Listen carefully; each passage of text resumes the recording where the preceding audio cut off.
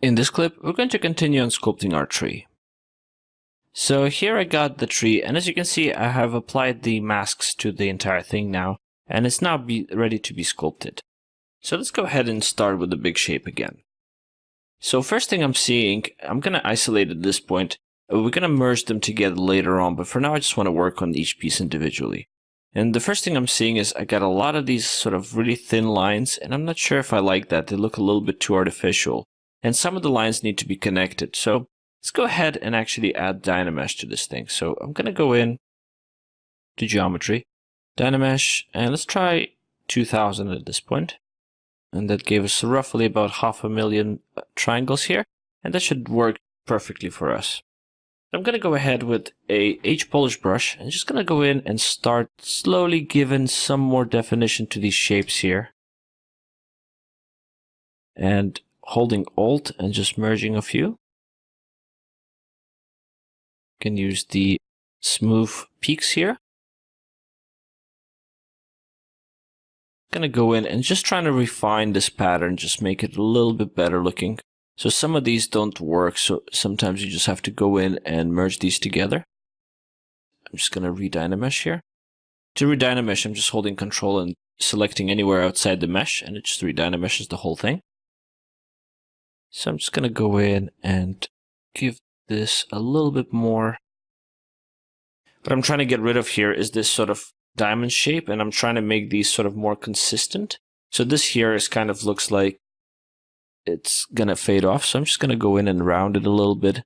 So all I'm doing really is just trying to make sure that everything looks natural, that these don't look like, you know, artificially stamped pieces here. And again, this is something, you know, depending on the pattern, you can, you know, if you have a good enough pattern, you can pretty much get away without doing this step here. But what another thing it does is that you can really go in with the polish brush and just give it some of those really nice stylized polish strokes, which really sell the idea of the stylized art here. So I'm going to go in and actually merge these two big ones here. And another thing you could try is, if you haven't dynameshed this before, you could just simply merge these with the morph target, but it doesn't look as natural usually, so I just tend to just use the H-polish. It does look a little bit better in my opinion. Another brush you can try is Orb Flatten, and that just gives it a little bit more flat look. And that looks pretty cool too, but oftentimes it looks a little bit too much like it's been, you know, polished out and looks a little bit too mechanically engineered. So I'm trying to avoid this at this point. But again, it's something very subjective. So if that's the look you like, you can go with something more flat here. I would avoid using really high definition when you're trying to do this step, because you want the smooth to work really well. Just trying to do it around here. That's really starting to look up here. I really like this. This looks really good. So I'm just going to go in here. Another thing you can do is, if things don't work really well, you can use the Orbs clay brush, or any clay brush for that matter, really, and just give a little bit more volume to these lines here. I'm going to go in here and just do this part here. And again, I'm not trying to overdo it because there's too many lines here and you do want to keep up the slack. You're just trying to get as loose as possible.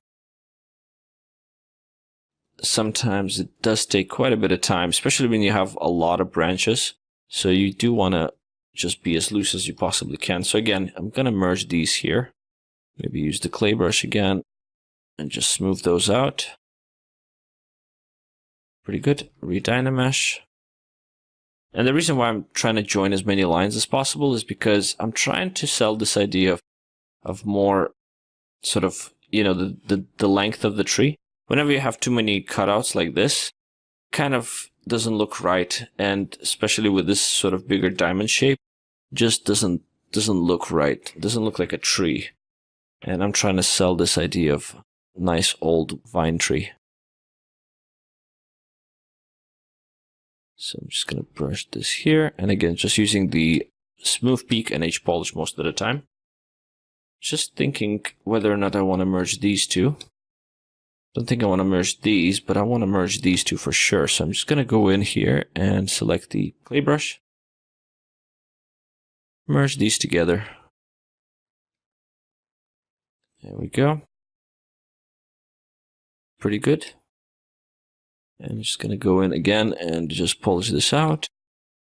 And you don't have to be perfect with these because, again, this is supposed to look natural. So if you have sort of some strange lines, you could really sell it as it's supposed to be there, just as long as you don't have anything too sharp. Like this is too sharp here, so I'm just going to go in and brush that in.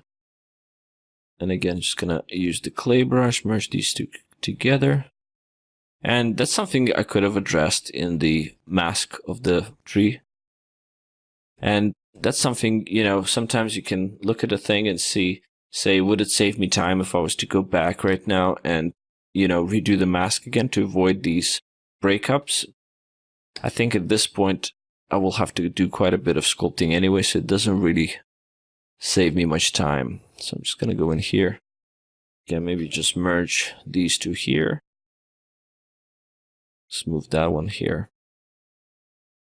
And at this point, I'm just working with lower resolution because I don't really want any struggles smoothing things out. I do want to have ability to just add as much smooth as I need.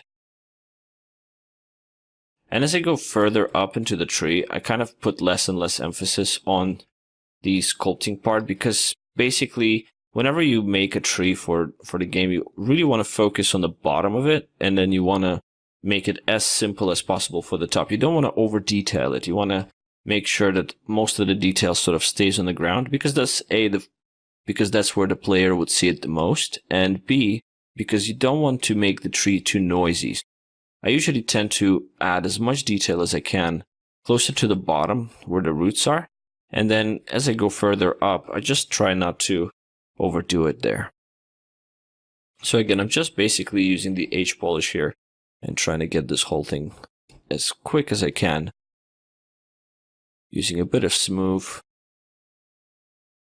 That looks pretty cool. I really like where this is going. So here I have quite a sharp line right inside, and that's from the bad modeling inside 3ds Max. So what I can use is Orb's extra polish here and just hold Alt. Try to get it really smoothed in there. Can throw in a little bit of clay brush here. And just trying to get it all merged together.